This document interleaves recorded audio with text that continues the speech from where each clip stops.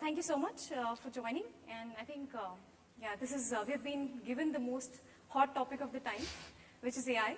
And obviously, there are a lot of questions about what AI is, what it means. There are a lot of nomenclature we use, which is, what is ML, machine learning, what is deep learning, etc. Right? So Subrat and I are going to take an attempt here to clarify some of your questions, as well as figure out what applications that we are building, how we are utilizing the technology over here, right? So hopefully, after the end of the session, you will be slightly more AI ready. So let's start. Right.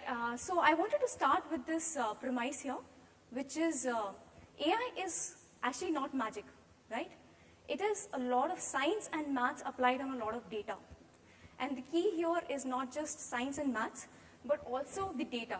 And we will walk you through some of the examples where data becomes very, very critical. So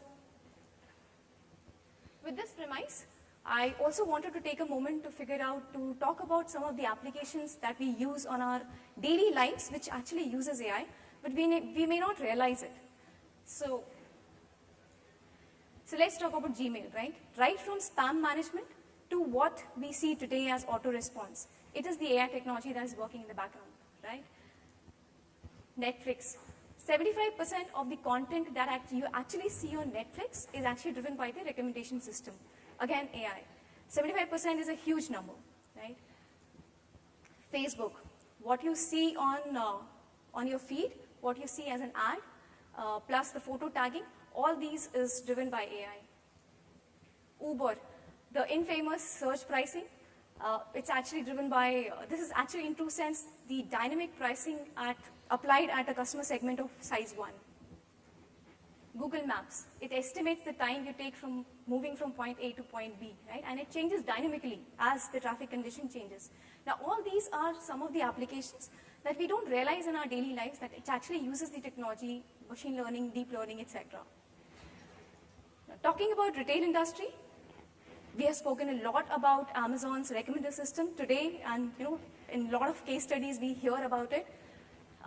So interestingly, it is one of the first AI applications that was built on the consumer front of retail. And right now, as we hear from most of the research, actually it drives 35% of the customer purchases on Amazon.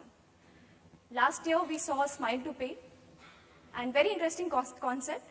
It is actually deployed in 300 stores in KFC, where facial recognition is used to identify the user so that payments can be automated.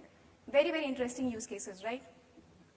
Some more examples. I think we have Sephora using augmented reality, where it actually takes the picture and then tries to recommend products that would suit the skin color.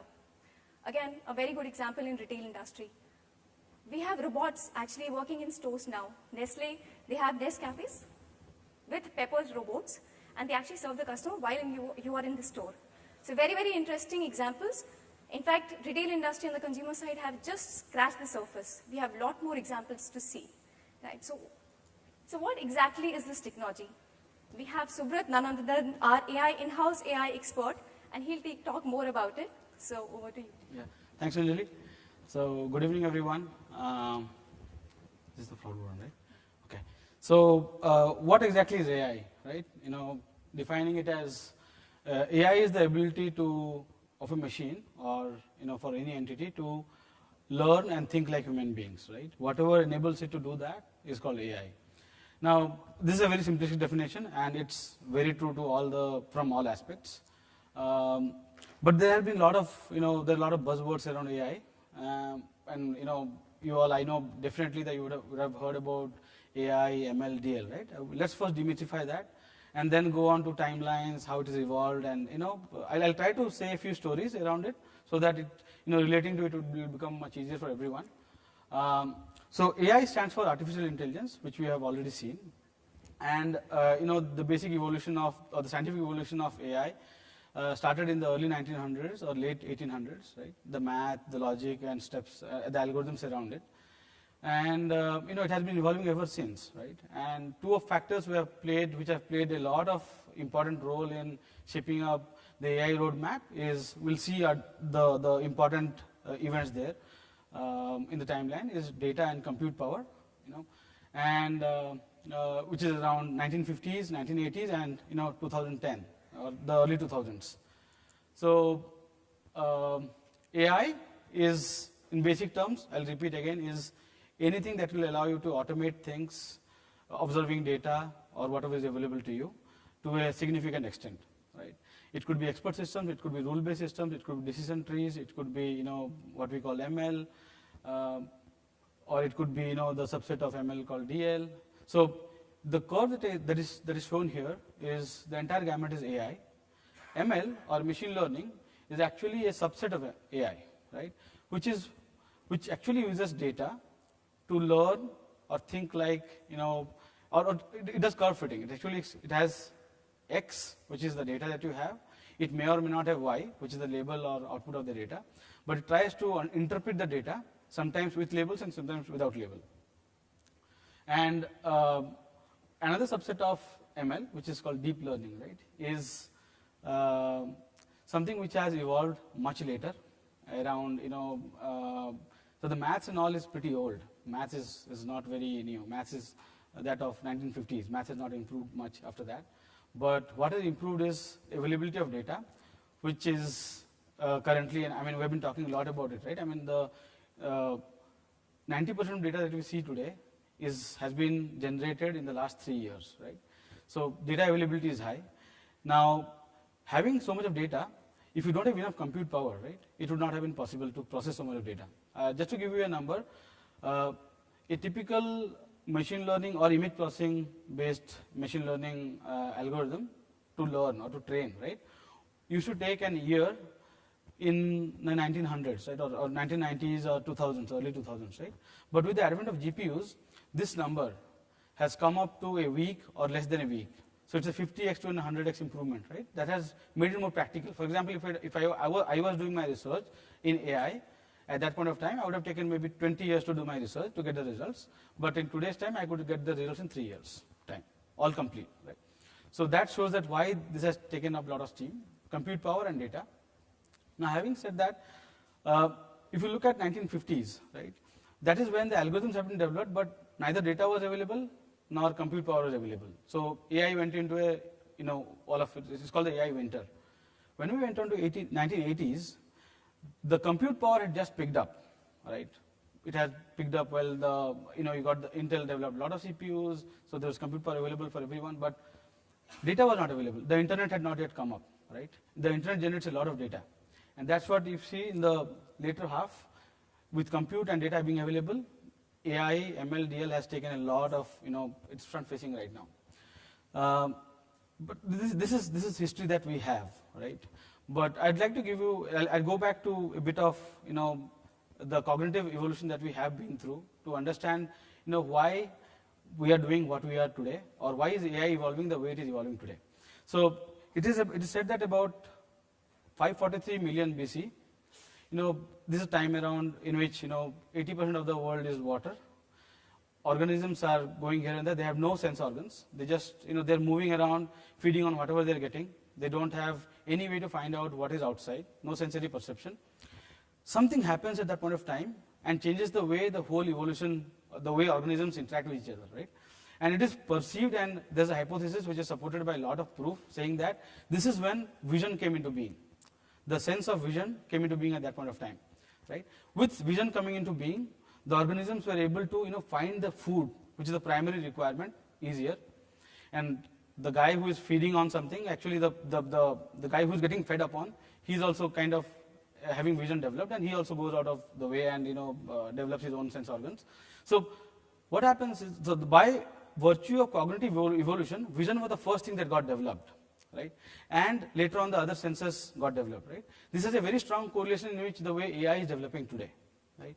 So if you see, AI has solved the computer vision problems to a great extent, and that is why self-driving cars are possible today, whereas voice, NLP are very hard problems and getting solved with time, right? So I just wanted to relate where we are, or how natural evolution of cognition happened and how AI is evolving today, right? So we understood three things. One thing is natural cognitive evolution, how AI is evolving, and the various aspects of AI, the ML and DL subsets. Now, within ML, which is the biggest area which is being used today in industry, right, there are particular problem sets which fall under particular classes, which becomes more relevant, right, to us today. One is supervised learning. What the supervised learning thing is, you have two sets. One is data, and the other is labels for the data. For example, I could have image data, and each image could be labeled being, let's take, I have labels of, it's an animal database.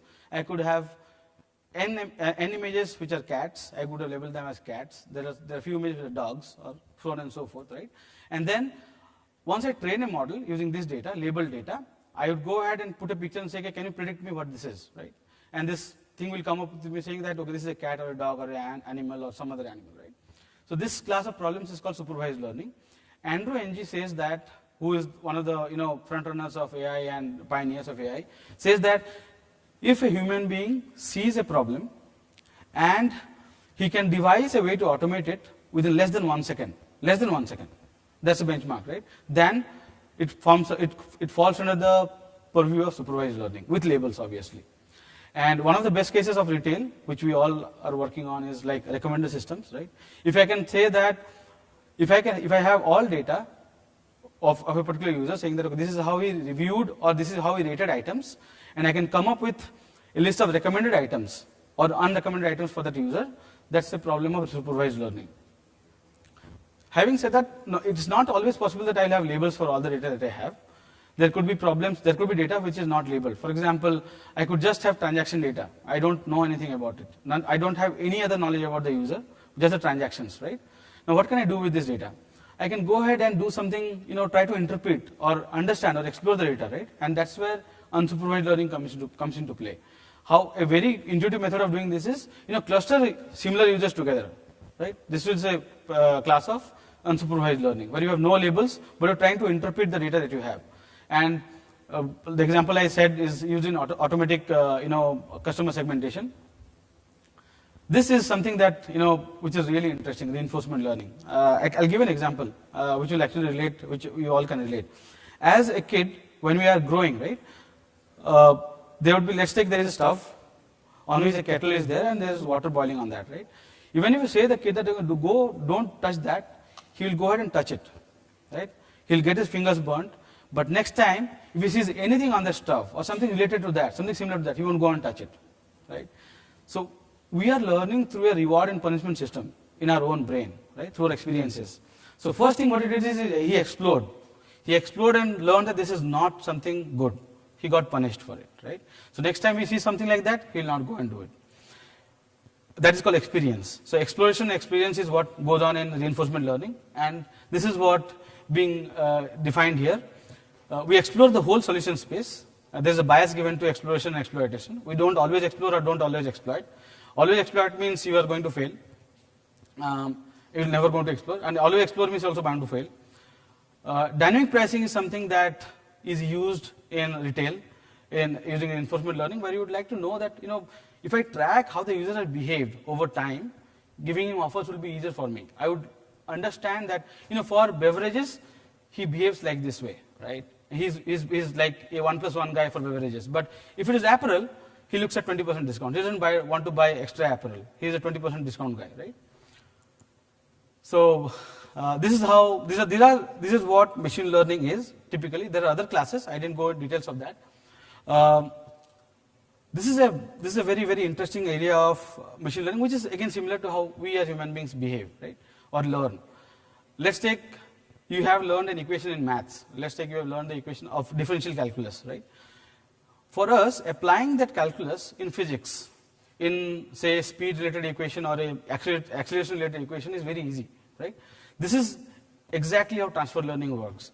You have known what a particular domain is. For example, I have known what images are. Let's take, I know, like the earlier problem I gave, that given objects and labels, I know how to classify what objects everyone is. Now, I kind of define this I refine this problem and say that, okay, I'll give you images of men and women, and I would like to differentiate between them, right? Now, these were human beings earlier. Now, you would be surprised at the amount of accuracy you can get with less data here. you actually take a deep learning network, which is actually a set of neurons, modeled neurons, right? And you go ahead and retrain this, the last few layers, right, with this data. You would be easily getting to 95% accuracy without much of a glitch, right? This is how transfer learning is. You learn in one domain, apply it in another domain. So this is good about tech, right? But I think there's a lot of interest on the business side. So let's talk about, business. Business coming out from a tech guy is hard, but I'll try my best. So from a commercial success perspective, right, we have got a lot of data over time.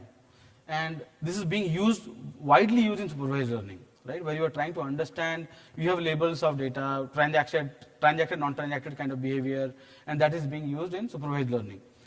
Unsupervised learning is where we use clustering and all that, where we don't know what the data is, but we let the data speak. There's the reinforcement learning is still under research, lot of work required to get it done, lot of time required to get it done. Transfer learning, however, is getting a lot of steam and has been predicted to be the significant, impactors in the ML industry, which will be seen very soon. It will overtake supervised learning, expected to be overtaking supervised learning in maybe a couple of years. So yeah, this is what it is. I think now over to you, Anjali. So we'll just talk about some of the examples that Capillary has been working on. Anish spoke about the products in the keynote. He spoke about 4 or 5 products. One was the recommendation system, right? The product recommendation, similar to what you see in Amazon. The other was, he spoke about IRA, which is the automated insights given the data that we have, right? We are currently working on 2 new products, and I would like to take a moment on talking about these 2 products. So one is the in-store vision, right? I'll explain in detail what in-store vision, what is the vision, etc. And the other is campaign personalization. So in-store vision is about understanding the consumer behavior as soon as a person or a user enters the store, right? If you look at the online world, so actually for this session, we'll focus only on in-store vision, and I'll speak briefly on campaign personalization. So this is very, very, very familiar to you all, right? If you look at the e-commerce world, we get a lot of data about a consumer. As soon as the consumer opens up the site to, what search keyword he or she is typing, that gives the intent. So if I type black kurta or black shirt, that is my intent for today's visit to the website, right? Then I go and click on many products. That is what gives me the interest. So am I looking for a sleeveless shirt, or am I looking for a formal shirt? So that's all intent capturing, right? So that gives me another set of information about the user, that what kind of product can be recommended. Then the user adds it to the wish list or to the cart, etc., and finishes the purchase or does not. Now, this data is very, very, very, very crucial in e-commerce world, and pretty much everyone tracks it, and they further work on it to improvise the conversion. And conversion is the key here, right? So exact same concept do you see anywhere in the offline world. We don't get any such data, and that's the challenge we are trying to solve with in-store vision. So it's the online equivalent of the clickstream data. So for example, when a user enters the store, what we are looking for is the visitor metrics people counter, how many people actually came into the store, right? The next is what is his interaction or her interaction in the store. Interaction could be that I speak to a store staff and I talk about a particular product which says, I want a black dress today. Now that is the intent capture that we are talking about. Now we have to do the speech analysis to figure out what is the intent of the user, right? Then we have the track customer path. Now today I'm looking at, I might go to the section of dresses as well as to the section of jeans. And again, that's the intent, which is today either I'll buy a dress or a jeans or both, and that's intent.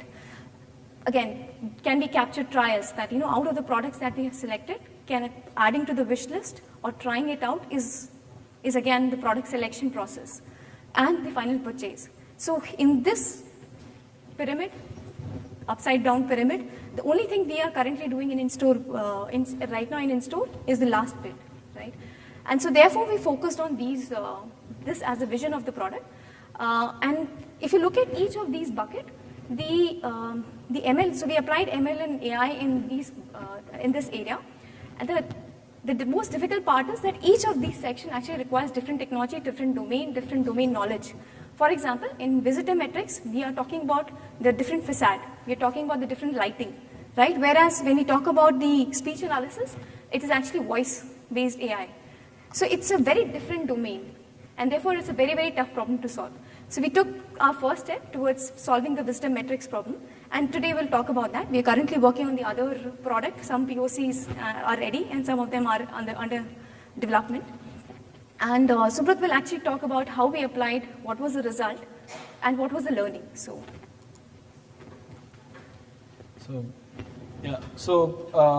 where we stand today with wisdom metrics is we are at 95+% accuracy in people counting. Primarily undercount, we don't overcount.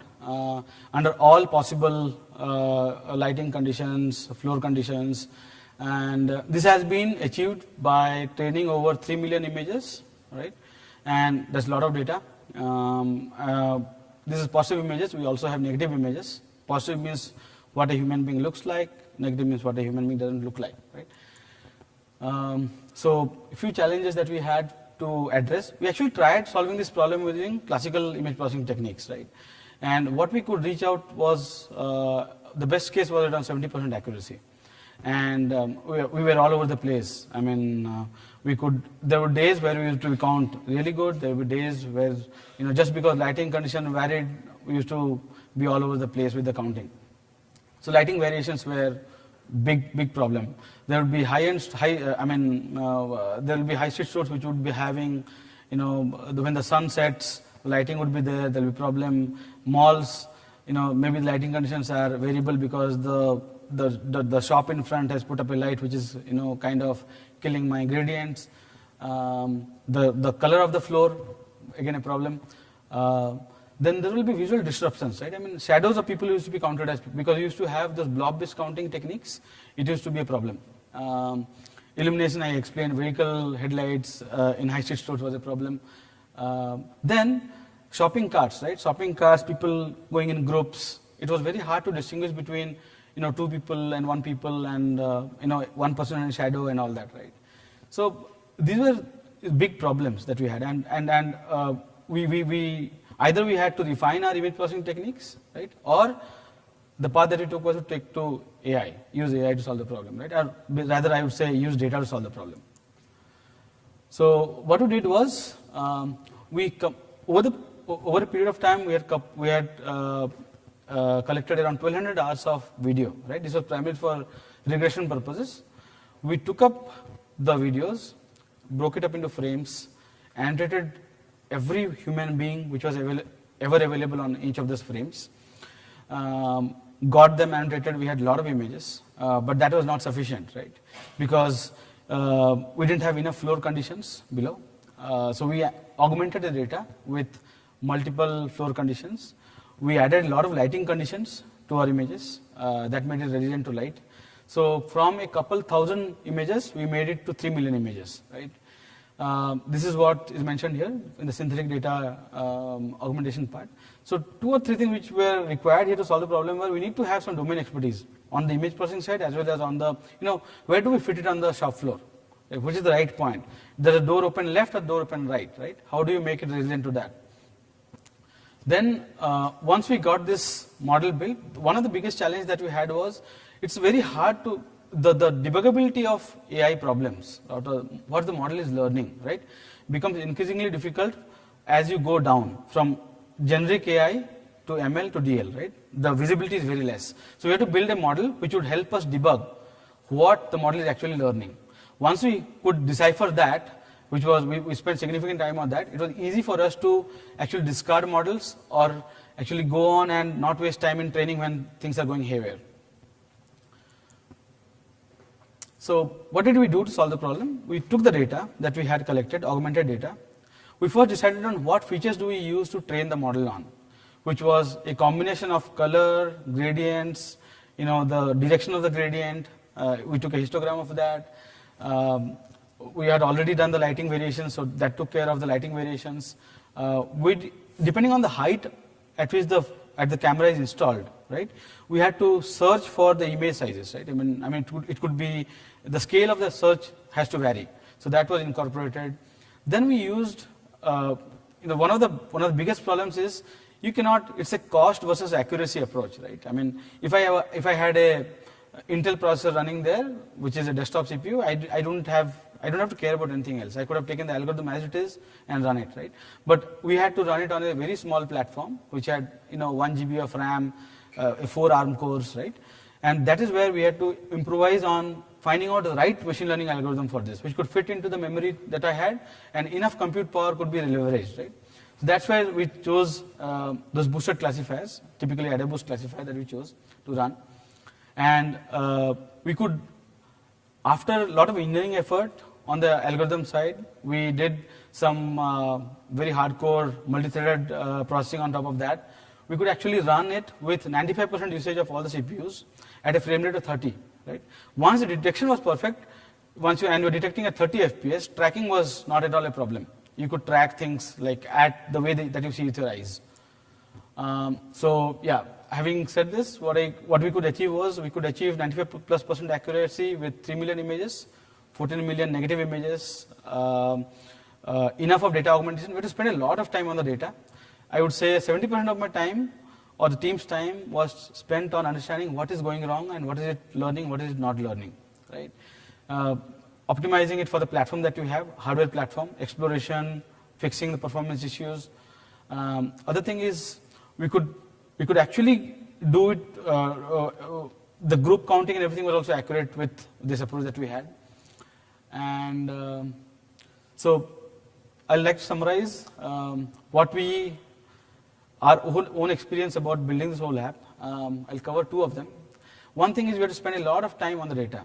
70% of my time was spent on data side, curating it, augmenting it, and then analyzing it to make that my data is good, because they follow the principle of GIGO, right? Garbage in, garbage out, good in, good out, great in, great out, right? We also had to understand which algorithm to use, right? So we did very quick POCs.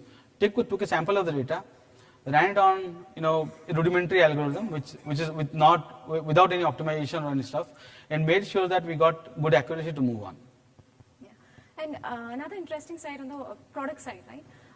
As I described the pyramid to you, we picked one problem at a point, right? And that's go lean. If we had tried to solve all the problems at the same time, we would probably have not ended up anywhere. So that's what I think makes it successful as well. Focus on one problem at a time. And hiring domain experts. So all the challenges that Subrat mentioned, which is lighting issue, your shadow issue, etc., all this is domain knowledge. Sitting in the office, we just couldn't have gotten that. So it is very important to hire and or consult domain experts. For example, in the case of retail insights, if I don't have a person from analytics background, AI cannot do anything. So it's very, very important to have experts on the in the team so that you can get the right implementation done for the AI applications. So that brings us to the end of the session. But so hopefully, if you have any questions, so as very evident, he is the geek and I'm not. So, and it's very hard to get the geek. So any questions you might have, you can. And I'd like to add is. All right, allow me to pass the microphone to you. Sure. So while he is passing on the mic, I'll just add that we are working on this demographics project, where we'll be able to give you the demographics of people coming into the store, along with a lot of other information. The problem complexity is different there. The way that we had to explore on the hardware side to the algorithms used, it's different. Like I already explained, right? At every phase, it's a solution-wise things. Yeah. Hi. I just want to ask, basically it might be a very layman question. So the scope of this particular activity is just to count the number of people entering the store. That's correct, yes. So why do we need a machine learning for that? Why can't we use a camera in front of the store door, and just like how Facebook captures a number of person unique identifier, we can't do that? Okay, so I'll tell you about 2 things. Let's take I put the camera horizontally, right? Or this side, right? So the image processing today, if you look at normal CV techniques, right, they are all prone to the errors that I talked to you about. Lighting conditions, there will be obfuscation. Say one people working behind the other, you'll miss that guy, right?